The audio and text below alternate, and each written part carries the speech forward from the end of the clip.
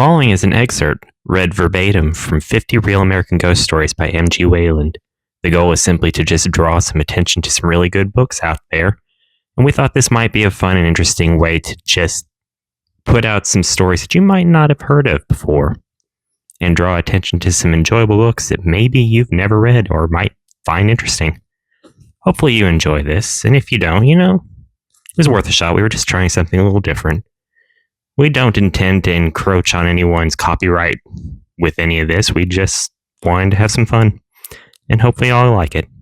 A real-life Daphne and Velma, 60 years before. As you may or may not know, Daphne and Velma are the two ghost-busting characters from the popular cartoon Scooby-Doo. The following story charts the adventures of two young ghost hunters in 1898 who set out to discover the ghost of Boggs Ravine.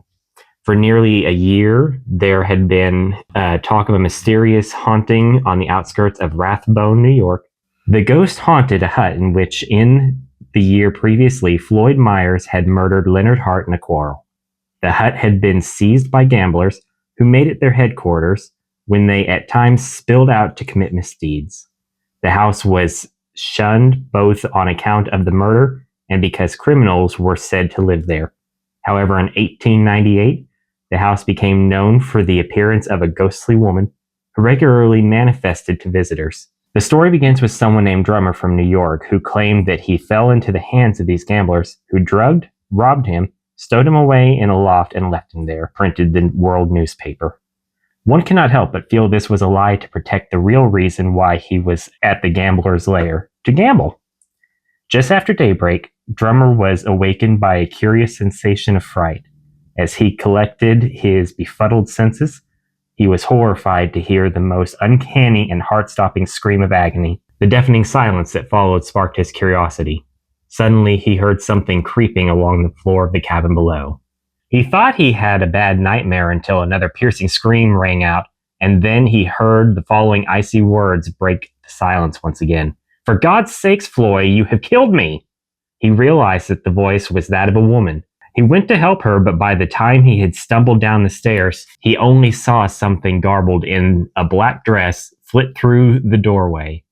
He rushed outside, but heard and saw nothing. Maybe it was the claims that the hut was haunted, or even somehow they had heard of Drummer's experience, but Marie Pelfer and Catherine Phillips decided to solve the mystery. Both were amateur photographers, and they decided to prepare a large panful of flashlight powder and take a snapshot of the ghost with their camera. It was long and dreary vigil for the brave young women, but shortly before midnight, after having waited in the corner of the cabin since 8 o'clock, they heard the creaking of the rusty hinges of the door and saw it slowly open. To their great terror, a woman dressed in black stood in the doorway. The apparition closed the door. The flash lit up every nook and cranny of the musty old place, and Miss Phillips snapped her camera at the spook. The ghost stood for a moment with her eyes glued on the young women, gave out a piercing shriek, and fled into the darkness outside. The following day, the plucky ghost hunters spent the day developing the plate, and when the picture was finished, they were astonished to find the frightened ghost face of Maggie Carlson, a friend of theirs who had married a woodsman called Fraser. Knowing the mystery was all but solved, they saw Mrs. Fraser that afternoon and accused her of being the ghost. When confronted with the photograph, she confessed that she was indeed the ghost of Boggs Ravine. Her explanation was that after her marriage, she discovered her husband was a regular visitor of the gambler's hut, and she had taken this novel method of frightening him and the other gamblers from meeting up. She had visited the hut several times, scared many persons inside and outside the hut, and kept her better half away from gambling. So, you just heard the story from this author here. M.J. Ward. This author here. And honestly, if you enjoyed it, there's 50 of them in here. 49 now because we read one. So, one for each of the states. There's one for each state. Yep. Good to know. So if this was interesting, we'll try to do it again. We're trying to do something a little different. Still same premise of what we're going to be doing, just something a little different. Yeah, we're experimenting just to try different things and see what'll stick, Yeah. So if you liked it, or if you thought it was absolutely atrocious, how we kind of figured halfway through. Oh, it was atrocious the way we read it. I can guarantee it. Yeah, but it was interesting enough.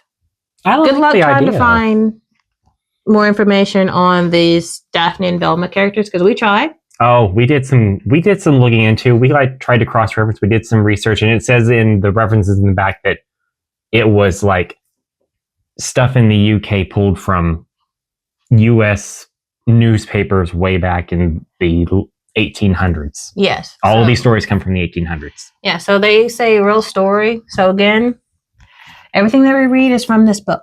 Yeah. Unless we find another book, and we might find another book. We might, but yes. But for the starting point of this, and what's your thoughts on it?